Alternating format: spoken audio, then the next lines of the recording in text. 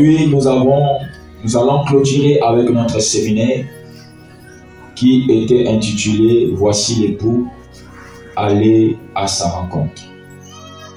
Et avant d'introduire mon message, j'aimerais d'abord remercier toutes les personnes qui ont travaillé pendant ce séminaire, que ce soit dans l'évangélisation, que ce soit dans l'intercession, que ce soit en chantant, que le Seigneur vous bénisse.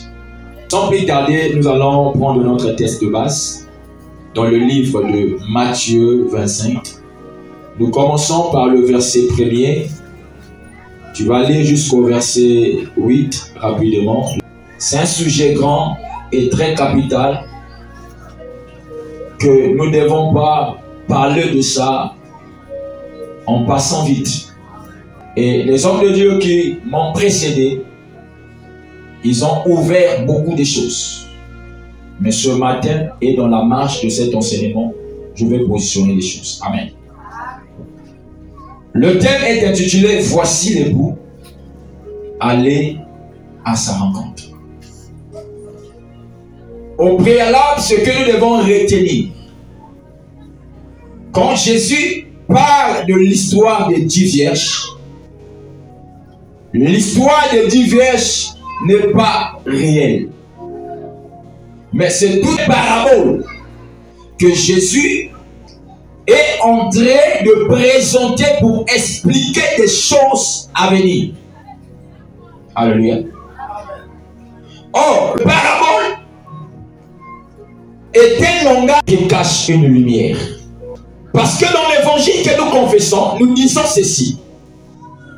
Notre Dieu, c'est un Dieu qui cache les choses. Donc Dieu trouve sa gloire en cachant les choses. Mais quand Dieu cache, il doit avoir un roi qui doit venir pour expliquer les choses ou révéler les choses que Dieu a cachées. Là, tu peux lire dans Proverbe 25, le verset 2, la Bible dit que la gloire de Dieu, c'est de cacher les choses, celle du roi, de révéler ce que Dieu a caché. Donc, par l'Esprit de Christ ce matin, nous allons révéler la pensée de Dieu sur ce texte. Parce que si Jésus parlait en parabole, ce n'est pas de sa faute. Parce que Jésus devait accomplir une écriture. Et Dieu a multiplié les visions. Et c'est par des paraboles que Dieu s'est annoncé dans la bouche des prophètes. Amen. Or, les paraboles, j'ai dit que ce sont des langages codés. Quand un homme parle en parabole, c'est difficile de comprendre ce qu'il dit. Maintenant, pour que toi tu comprends ce qu'il est en train de dire, il doit avoir un sage, un notable auprès de toi pour expliquer ces choses. Voilà pourquoi tu verras l'histoire de l'eunuque éthiopien qui était en train de lire le prophète Ésaïe. Et pendant qu'il lisait, il ne comprenait pas les choses que le prophète est en train de lire. Et Dieu, par son amour, voulant donner le salut à cet homme, parce que le salut se trouve dans l'explication de ce qui est écrit dans la Bible. On peut avoir la Bible, mais on n'a pas de salut parce que la Bible ne donne pas le salut. La Bible n'est pas la parole de Dieu. La parole de Dieu, c'est ce que nous prenons et nous décelons dans la Bible. Et quand Philippe arrive, il pose la question à l'eunuque éthiopien. Comprends-tu? Il va répondre, comment pourrais-je comprendre ces choses? Il n'y a pas quelqu'un pour te révéler, tu ne pourras pas comprendre. Voilà pourquoi Israël avait la loi. Israël avait la parole, mais une parole qui était codée, une parole qui était prononcée par des paraboles. Voilà pourquoi même quand le Messie est venu, ils n'ont pas pu su que le Messie qu'on était en train d'attendre, parce que le langage de Dieu était codé dans la loi. C'est ça Moïse, qui ne peut pas parler sans Aaron. Parce que c'est Aaron qui comprend le bégayement de Moïse. C'est Aaron qui peut expliquer quand Moïse est en train de bégayer ce que Moïse est en train de dire. Donc ça veut dire que dans la dispensation que nous sommes, c'est la dispensation de la grande lumière. Là où le ténèbre est chassé dans sa totalité. Quand je parle du ténèbre, je fais allusion de l'ignorance. Parce que la Bible dit dans Osée 4, le verset 6, mon peuple est détruit faute de connaissance. Voilà pourquoi une église qui n'a pas la connaissance, qui n'a pas la maîtrise de la parole de Dieu, cette église amène les gens nulle part. Les pharisiens aussi prêchaient la parole. Ils connaissaient la parole. Mais ce qui manquait aux pharisiens, c'était la révélation de la parole. Voilà pourquoi David est en train de dire dans Psaume 119, le verset 130, la révélation de ta parole est claire et donne de l'intelligence. Ça veut dire que quand il n'y a pas la révélation, le peuple n'a pas l'intelligence. Quand il n'y a pas la révélation, le peuple ne peut pas comprendre qui est Dieu. Voilà pourquoi ce matin, j'ai la responsabilité de poser le fondement comme un sage architecte. Parce que c'est ça qui va soutenir, mais monter. Parce que l'aigle peut monter, mais si l'aigle ne descend pas, il va mourir en haut.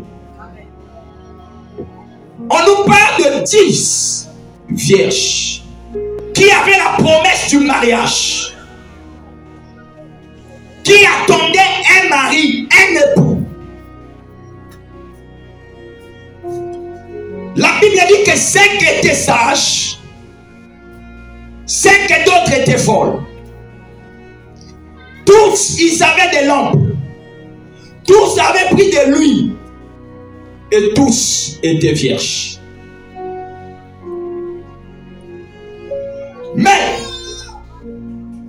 ce que nous devons savoir, d'abord présente des 10. Mais moi, dans les 10 femmes, je vois que 2 femmes. Je répète. Parce que je dis que d'abord c'est un langage codé.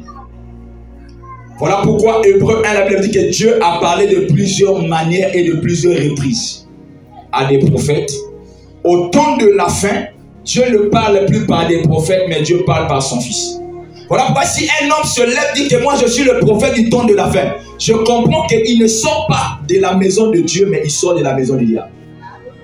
Parce que le dernier prophète de la Bible, c'est Jésus. La Bible dit qu'il est alpha et il est oméga. Donc après lui, il n'y a pas de successeur. Voilà pourquoi Daniel est en train de dire, dans le 69e sommet, un oint sera retranché et il n'y aura pas de successeur. Le oint qui devait être retranché, c'est la personne de Jésus. Ça veut dire qu'après Jésus, personne ne viendra dire que non, Jésus n'a pas achevé la mission, moi je suis venu achever. Non, si tu vois quelqu'un dire que Jésus n'a pas accompli sa mission, moi je suis venu pour accomplir, ça veut dire que c'est un homme qui sort droit de l'enfer.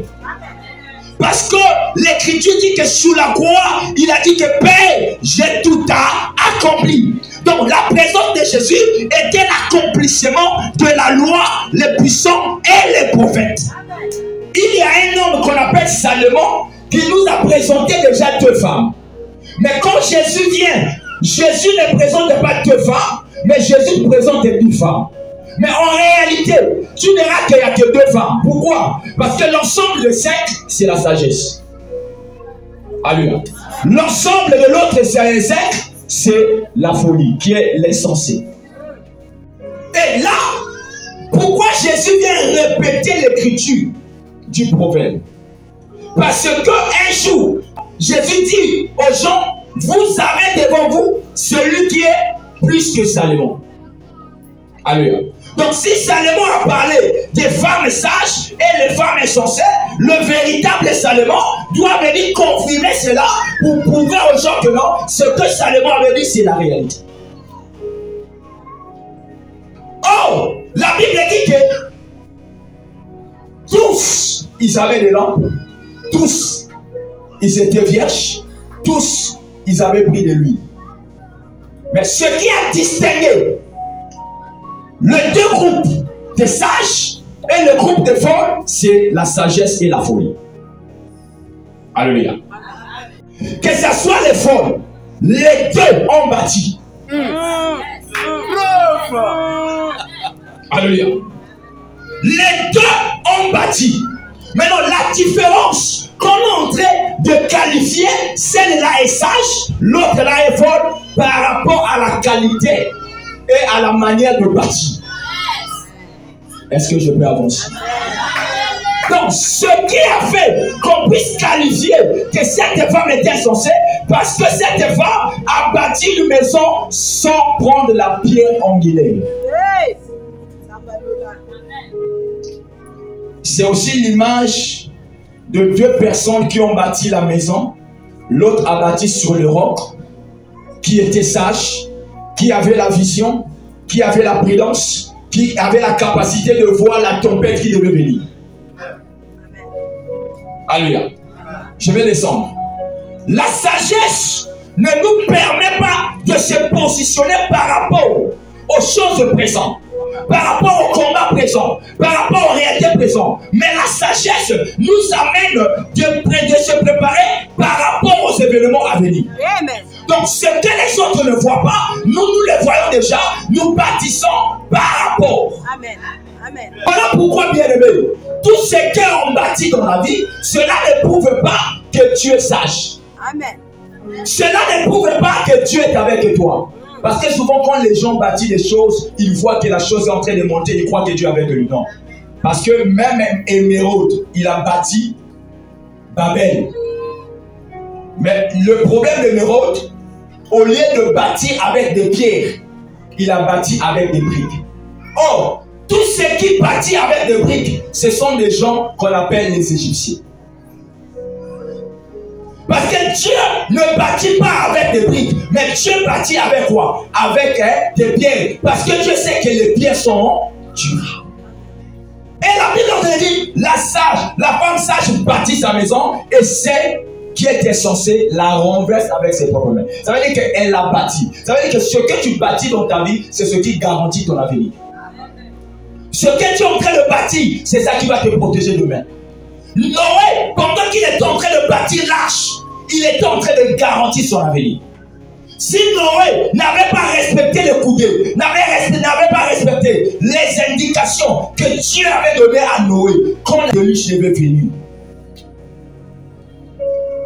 arche et Dagodina. La sagesse nous donne la capacité de bâtir les choses selon le modèle de Dieu. Ce qui tue l'église aujourd'hui, on est en train de bâtir par rapport à nous, par rapport à ce qu'on voit dans d'autres églises, par rapport à ce qu'on voit dans d'autres personnes.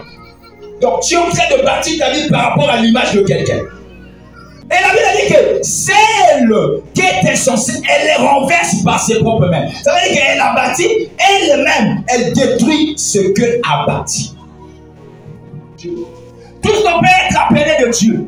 Tout on peut avoir l'alliance avec Dieu. Mais le problème, c'est que nous ne devons pas oublier. Dieu va travailler avec chacun de nous par rapport au niveau de sa sagesse. Pourquoi? Tu as dit que si toute la terre était frappée par la famine, mais l'Égypte n'était pas frappée, c'était à cause parce que l'Égypte détenait quelqu'un qui avait la sagesse. Parce que la sagesse te donne la capacité de gérer les événements et les circonstances. Joseph a dit à Pharaon, les 7 années d'abondance, pendant que nous serons dans l'abondance, nous devons faire des réserves qui vont nous permettre, quand la sécheresse viendra, que nous puissions vaincre la sécheresse. Ce qui tire aujourd'hui les enfants de Dieu, les enfants de Dieu croient que Dieu bénit tous les jours. Dieu ne bénit pas tous les jours. Dieu, c'est un Dieu de saison. S'il y a la saison des pluies, il y a aussi la saison sèche. Maintenant, pendant la saison sèche, Dieu va t'éprouver par rapport à ce qu'il avait libéré pendant la saison de pluie. Comment tu as géré? Voilà pourquoi il dit dans le livre des Proverbes, je t'envoie vers la fourmi pour aller apprendre. Donc ça veut dire que la fourmi est plus sage que l'homme. Pourquoi? Parce que la fourmi sait qu'il y a un moment que lui ne sort pas à cause de la fraîcheur. Donc pendant que c'est l'été, la fourmi est en train d'aller chercher la nourriture, non seulement pour le futur, mais aussi pour le présent, parce qu'elle sait qu'il y a un moment que je n'aurai plus la capacité de sortir. Si je monte dans la révélation, Je dirais qu'il n'y avait pas 10 femmes. Il n'y avait qu'une seule femme. Supportez-moi. Moi, je suis un prophète. Amen. Si Jésus était prophète, ça veut dire que je vais comprendre Jésus. Amen. Pourquoi? Parce que dans le pluriel, il y a aussi le singulier de Dieu. Dieu est en train de dire, mon peuple. Quand on parle du peuple, c'est au pluriel. Mais le même peuple d'Israël, Dieu est en train de dire, dans Exode 4, il dit à Pharaon, 23, que dit à Pharaon de laisser aller mon fils, mon premier-né. Donc, le fils peut être peuple, le peuple peut être fils. Amen. Alléluia. Donc, quand Jésus est en train de nous montrer, présenter 10 femmes, en réalité, les gens qui étaient en face de Jésus, ils voyaient des hommes comme des arbres. Moi, je n'ai pas vu 10 femmes. Voilà pourquoi vous allez remarquer, quand les gens disent que Salomon avait 1000 femmes, Salomon n'avait jamais 1000 femmes.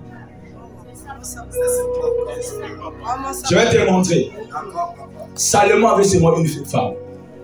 Lis ta Bible. Il n'y a que la fille de Pharaon que Salomon avait construit la maison. Et toutes les restes des femmes de Salomon vivaient dans la maison de cette femme. Alléluia. Amen. Pourquoi je le dis? Parce que la Bible dit, un jour est égal à combien? Donc toi, tu vois 1000 femmes, mais moi avec l'œil de l'aigle, l'œil prophétique, je vois une seule femme. Alléluia. L'homme de Dieu, c'est la femme de Jésus. Maman d'Arrêt, c'est la femme de Jésus. Moi, je suis la femme de Jésus. La servante de Dieu, c'est la femme de Jésus. Tous tels que nous sommes là, nous sommes des femmes de Jésus. Donc, si on peut dire dans le langage des hommes, c'est que Jésus, c'est un polygame. Alléluia. Dans le corps, il y a des pieds, il y a des mains, il y a des oreilles, il y a des yeux, il y a le ventre, il y a des hanches. Mais la Bible dit que le corps est un, mais qui est composé de plusieurs membres. Voilà pourquoi vous allez voir, pendant qu'Israël était dans le désert, le tabernacle existait déjà, mais le tabernacle était en plusieurs. Mais pour que le tabernacle devienne un corps, les plusieurs doivent libérer les offrandes qui étaient entre leurs mains afin que l'architecte puisse bâtir. Le frère Moïse me dit non, reviens un peu dans le jardin. Alléluia. Là où les choses ont commencé. La Bible a dit. Donc Genèse 2, le verset 7. Dieu forma l'homme de la poussière de la terre. Alléluia. Or, la poussière, c'est plusieurs. Mais quand Dieu forme, ce qui était plusieurs devient un. Donc, par là, je dirais que les 10 vierges là, c'était une seule femme qui était vierge, qui est l'image de l'église. Parce que la Bible dit que l'église est le corps de Jésus et Jésus est la tête de l'église. Voilà pourquoi nous confessons que pendant que Jésus était venu en Israël, il était une tête qui n'avait pas de corps. Alléluia. Tu sais pourquoi Jésus était tête sans corps? Voilà pourquoi le jour qu'il a marché sur les eaux, on lui a appelé un fantôme. Parce qu'un fantôme, tu peux voir la tête, mais tu ne vois pas le corps. Amen. Parce que le corps de Jésus n'était pas encore apparu. Pour que le corps de Jésus vienne, l'église doit se manifester. Voilà pourquoi la Bible s'explique elle-même. La fille est allée voir sa mère, Hérodias. Hérodias va dire à la fille, nous sommes un corps qui n'a pas de tête. Donc, si tu veux que nous puissions avoir la vie, parce qu'un corps qui n'a pas de tête n'a pas la vie. Donc si tu veux que nous puissions avoir la vie, nous avons besoin d'une tête. Demande la tête de Jean-Baptiste. Allez. Oh, la tête de Jean-Baptiste, c'est l'image des prophètes de Christ en Israël. C'est ça, papa. Alléluia.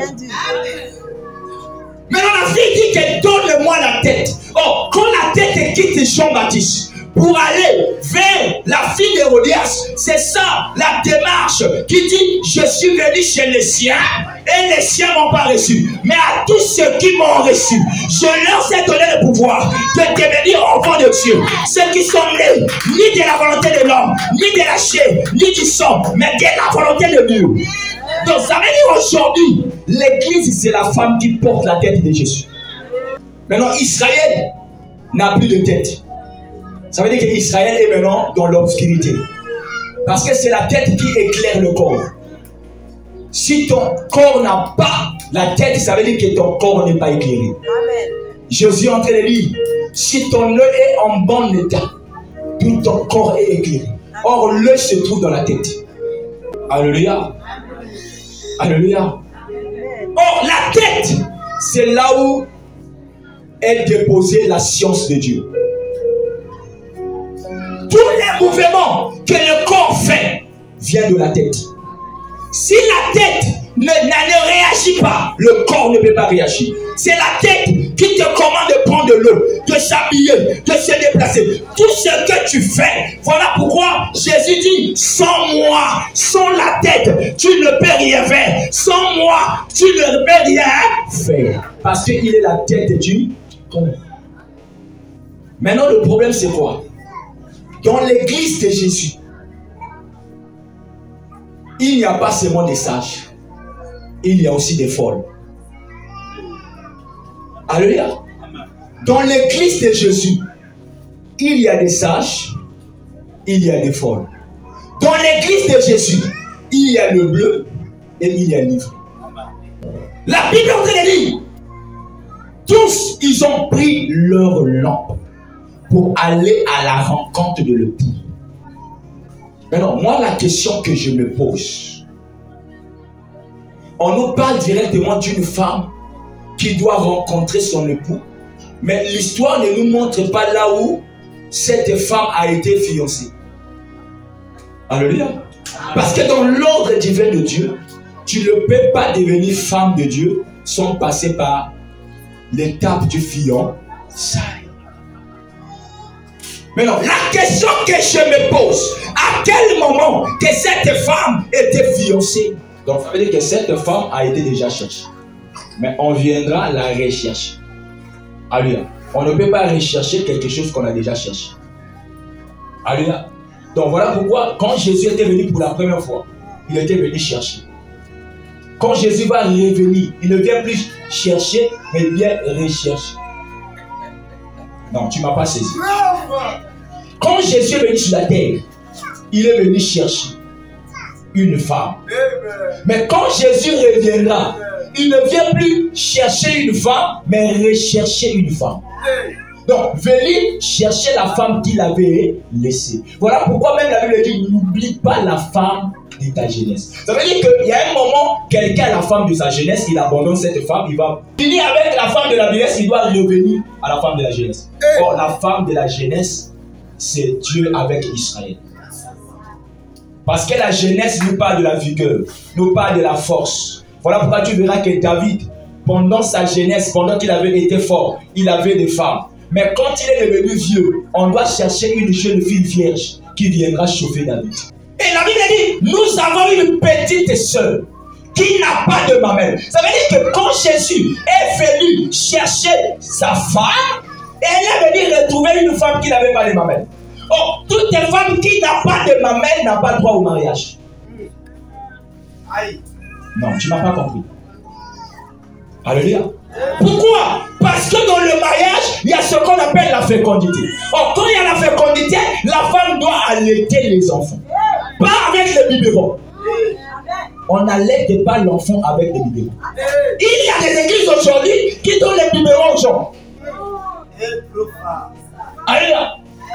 Voilà pourquoi un ministre de Dieu, c'est une mère qui a des mamelles. Voilà pourquoi Paul est en train de dire que je sens les boulets de l'enfantement. Alléluia.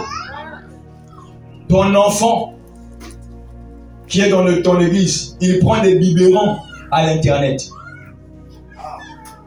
Parce qu'à l'internet, il y a beaucoup de biberons. Alléluia. Amen. Voilà pourquoi tout celui qui met son enfant sous l'abri des biberons, l'enfant va l'oublier. Hein? Prends un exemple. Une mère, tu mets au monde. Tu cherches une nourrisson. Toi, tu n'as pas le temps de l'allaiter ton enfant. C'est lui qui est là à faire tout. Tu verras qu'à un moment, il va appeler cette femme-là mère. Alléluia. Voilà pourquoi que Dieu bénit Myriam. Myriam, quand la maman est allée libérer Moïse, Myriam connaissait que Moïse porte le nom de celui qui signifie retirer des eaux. Ça veut dire que l'eau ne peut pas tuer Moïse. Parce que l'eau, c'est l'origine de Moïse.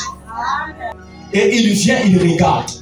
Quand la fille de Pharaon récupère l'enfant, Myriam, elle vient. Il dit que veux-tu que j'aille te chercher une nourrice pour cet enfant? Et quand Myriam va, elle ne va pas aller chercher une autre femme. Elle va chercher sa propre mère.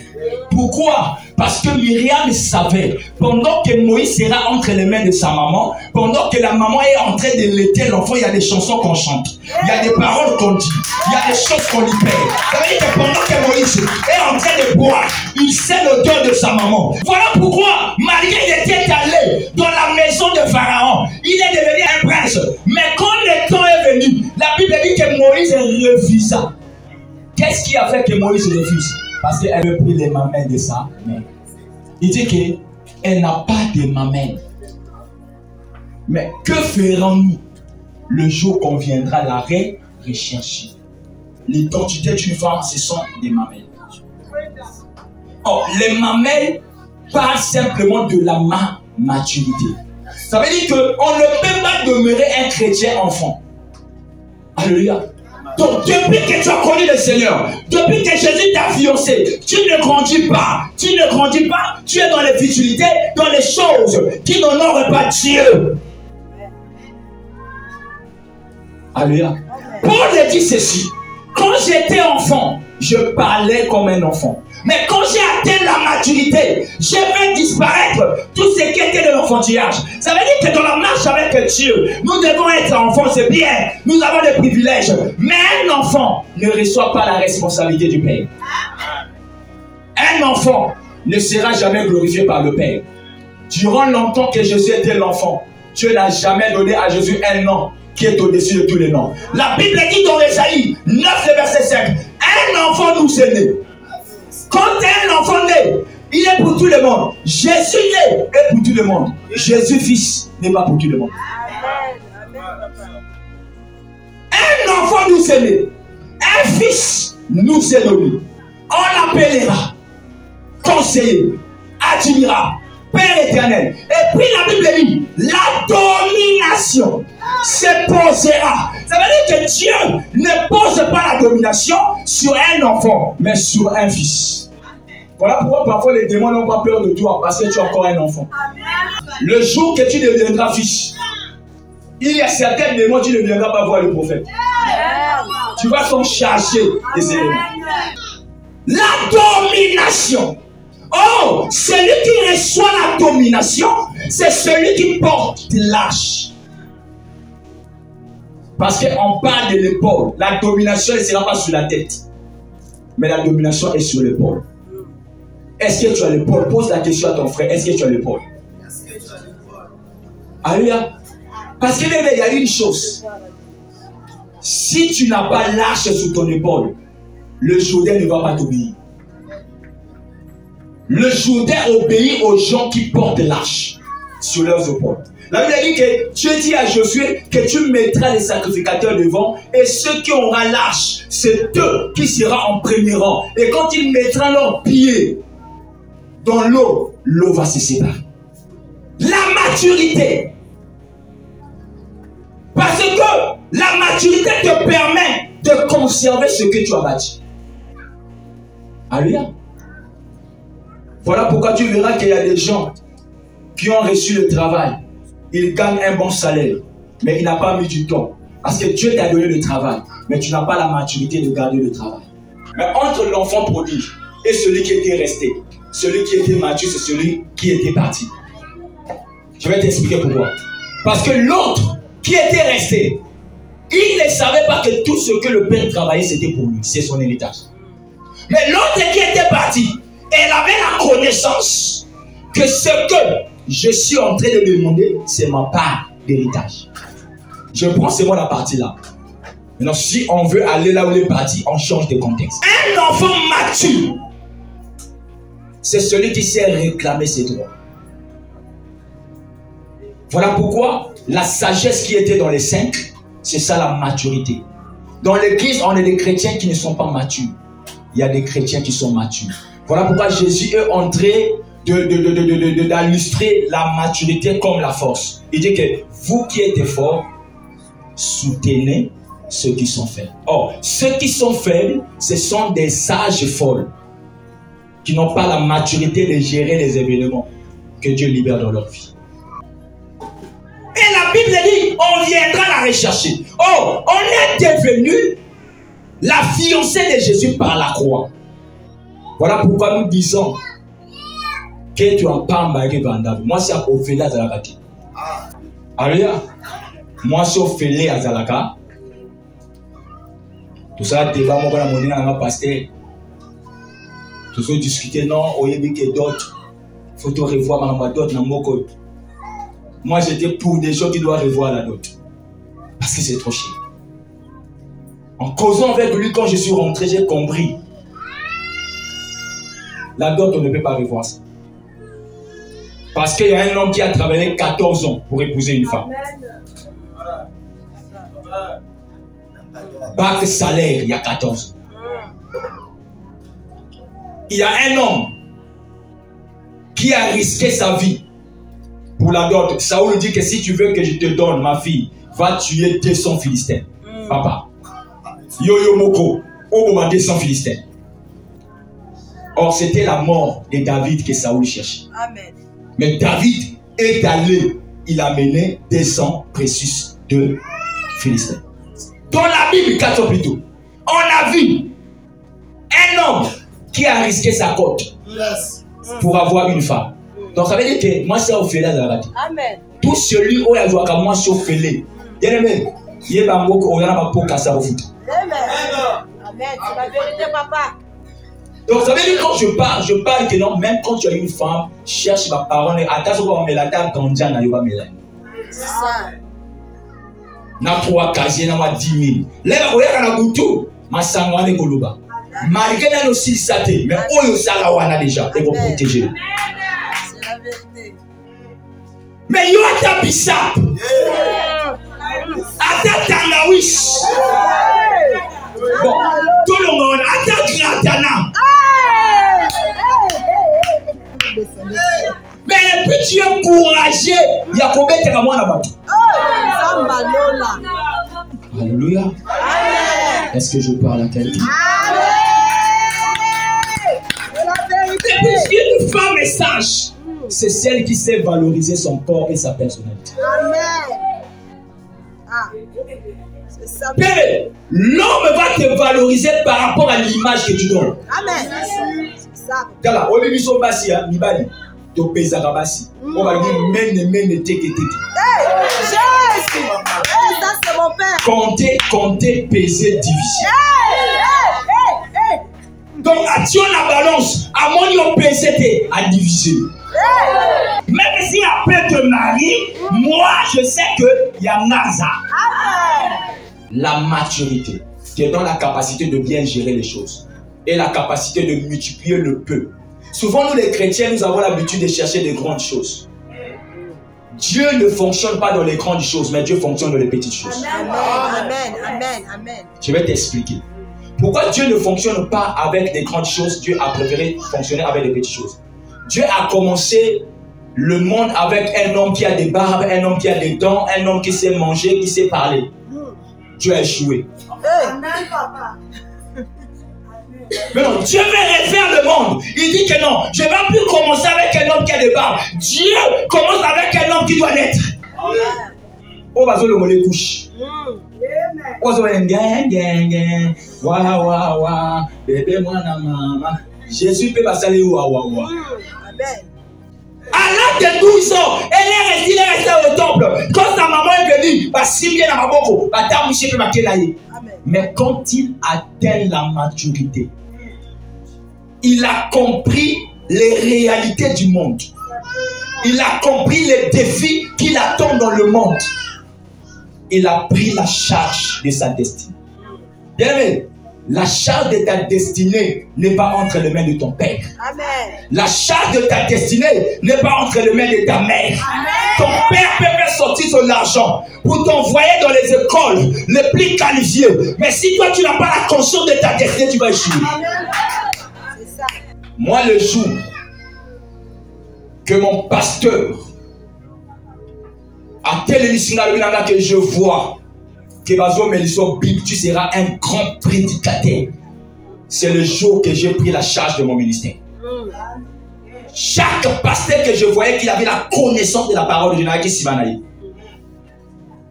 Nazoke nanda ko pasteur, so na kom nanda ko suti docteur na nyoko linga makas, na kom nanda ko ne so ki ya tongo dejena ba nengai. Wana son sininga moni awuzaka. So ki midi e komeli biso kuna zando yo. Alléluia. Amen. Un jour il m'a dit, il est riche. Ce que toi tu me donnes, c'est peu que ce que moi je suis en train de te transmettre. Alléluia. Et quand j'ai reçu la connaissance, mon oncle m'a dit que non, toi avec les chrétiens là, tout viens apprendre la soudure. La soudure. Ah non, quoi. La première 3 jours parfois vers soudure au bétail au Bimaïbadati. Un jour je me réveille le matin, je dis avec l'oncle, l'affaire de la soudure, fini. Les yeux là doivent lire la Bible.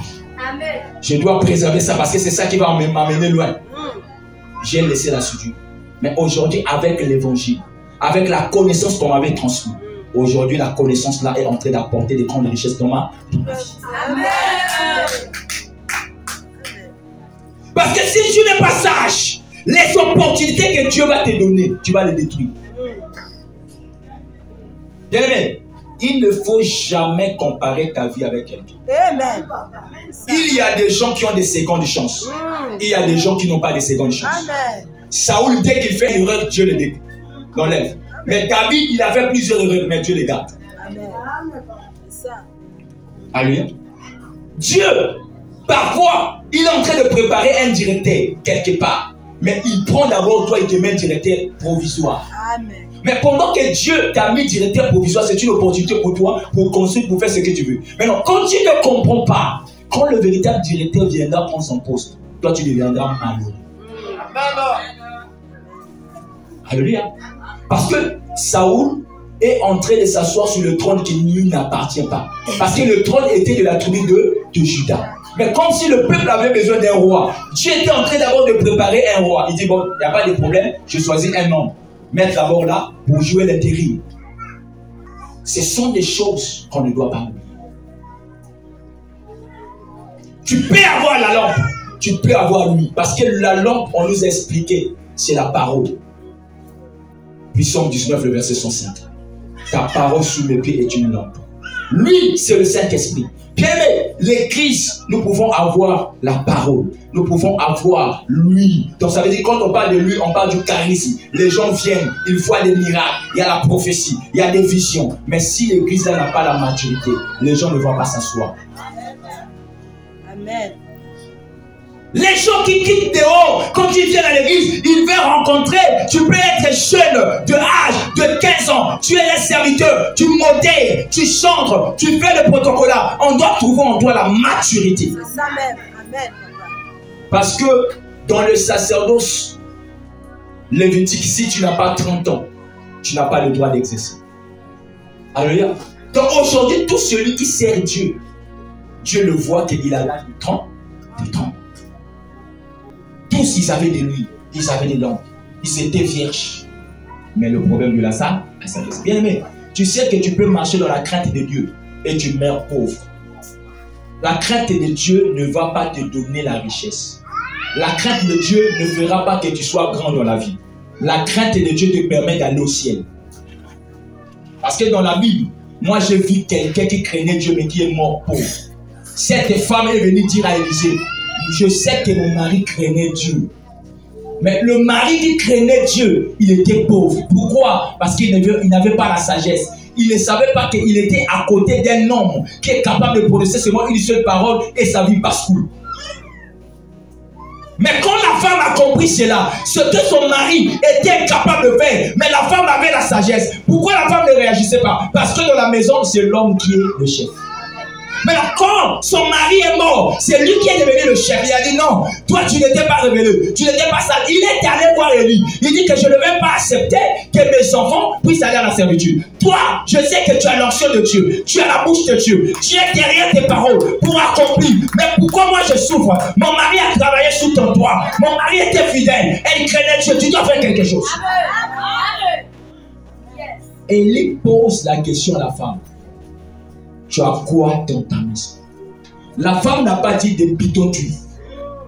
Parce que toi, pour commencer l'activité, il faut me vendre à 100 000. Il faut me vendre à 200 000. Tu ne vas pas reçu. La femme là en train de dire, j'ai seulement une petite bouteille d'huile. Voilà pourquoi j'ai dit que Dieu, il travaille avec des petites choses. Amen. Les petites choses que Dieu a mis entre ta main, entre tes mains, tu es capable de rendre cela grand. Alléluia. Amen. Je vais te donner une chose. Parfois, quand on lit l'histoire de Joseph, on passe outre. Tu verras que la grâce de Joseph était petite plus que la grâce de ses frères. Parce que même quand lui-même il faisait des songes, ses frères doivent l'interpréter. Son père doit interpréter. Mais quand Joseph, on l'a vendu, les réalités de la vie. Il y a certaines réalités, souffrances qui viennent activer les choses de Dieu en nous. Si quelqu'un est en train de traverser des moments difficiles, des moments compliqués, ces problèmes-là n'activent pas une partie de la dignité de Dieu en toi. C'est que toi, tu n'es pas appelé de Dieu. Amen. Tu n'es pas appelé de Dieu. Parce que quand quelqu'un est dans la souffrance, c'est là où la personne rentre dans la profondeur de chercher Dieu et de chercher qu'est-ce que Dieu doit faire dans sa vie. Amen. Et quand Joseph, on l'a vendu, il est devenu esclave. Et vous allez voir, c'est là-bas qu'on va découvrir les talents de Joseph. Potiphar va l'établir sous ses biens. La Bible dit que quand Potiphar a vu que tout ce qu'il mettait entre les mains de ce jeune homme allait de l'avant prospérer. Bien aimé, il y a des gens, tu dois avoir l'esprit de la sagesse d'étudier. Il y a des gens, bien aimé, quand tu leur donnes quelque chose, une responsabilité de gérer, ça peut être ta boutique, mais tu vois que ça marche. Mais non, quand ça marche, toi, ne t'attarde pas dans ces petites faiblesses. Tu dois voir des résultats qu'il est en train d'apporter dans ta... Alléluia. Maintenant, souvent les gens font quoi? Des résultats qui peuvent faire avancer son travail, lui ne voit pas ça. Il voit seulement des petites faiblesses que l'homme est en train de produire. Maintenant, dès que tu enlèves quelqu'un, tu mets une personne, la grâce qu'il était en lui, ça s'éteint. Amen.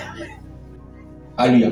Il y a même certaines femmes qui ont le toit de la grandeur par rapport à leur famille. Baba Bokila Kabao, Baba Lamibali Obaza, la grande vie. Lui peut venir envers toi, il est pauvre. Tu es pauvre. Maintenant, sa présence, à cause de ce qui est en elle, ça te contamine. Amen. Aux yeux mon salaire, aux yeux promotion, au commis élevé. Maintenant, si toi tu n'es pas sage, dès que kaka obandako tout ici là bambanda, tu verras que chute ne s'anime et bandit. Parce qu'au fur et à mesure qu'il y a zone la chose est activée et au s'anime et au comment désactiver. Amen, c'est ça papa.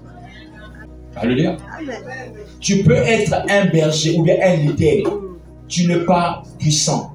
Tu n'as pas beaucoup de compétences. Mais si tu sais faire le choix des hommes qui ont des compétences, tu les mets tout autour de toi. Tu seras un leader fort. Amen. Ce qui a fait la force de la royauté de David, parce qu'il avait la sagesse de détecter des gens qui étaient plus forts que lui et la capacité de gérer ces gens. La sagesse. Quand tu n'es pas sage, tu fais la honte de tes parents. Amen. Tu fais la honte de ton pasteur. Toi, un fils du royaume, un serviteur de Dieu. Toi,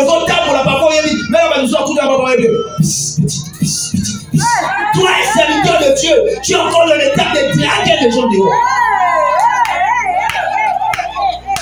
Un homme sage, un enfant de Dieu qui a la sagesse, ne gère pas les situations par rapport au présent. mais par rapport au futur. Il y a des situations quand tu gères dans le présent. Dans le futur, ça va te compliquer. Dans le présent, tu vois que c'est bien. Les décisions que tu es en train de prendre, tu vois que ça va te permettre. Mais après des années, tu vas comprendre que ce sont des décisions qui n'étaient pas bonnes. Et ces décisions-là vont te compliquer. Quand Adam a enfanté les deux, les enfants devaient hériter toutes les deux fonctions d'Adam. Parce que vous allez voir que l'autre était cultivateur, l'autre était un berger. Le berger, c'est celui qui garde les brebis. Amen. Maintenant, il devait faire ce qu'on appelle la fusion pour manifester ce qu'on appelle le plan de Dieu. Voilà pourquoi tu dirais que quand Caïn a tué Abel, Dieu dit à Caïn, où est ton frère? Caïn répond, je suis le gardien. Or, il ne savait pas qu'il était le gardien de son frère. Dis à ton frère que je suis ton gardien. Dis à ta soeur que je dois veiller sur toi. Parce que si tu es béni, moi je suis béni. Si Dieu t'élève, moi aussi je serai élevé. Alléluia. Les Coréens ça permet de c'est bon parce que ce n'est pas mon ami. On lit en commun. Ce qui a tout le monde dans mon salle, à cause son frère mort dans la carte église, à Thiepé ici comme au commun. Ce sont des choses. Voilà pourquoi Jésus a dit veillez sur les uns et sur les autres. Parce que l'autre peut être une bénédiction pour toi. Maintenant, si tu ne veilles pas sur lui, comment? Voilà pourquoi tu vois que dans la mission de Jésus, Jésus envoyait toujours deux à deux. Pourquoi? Pour que l'autre puisse veiller sur l'autre, l'autre aussi puisse veiller sur l'autre. Est-ce qu'on peut acclamer le Seigneur?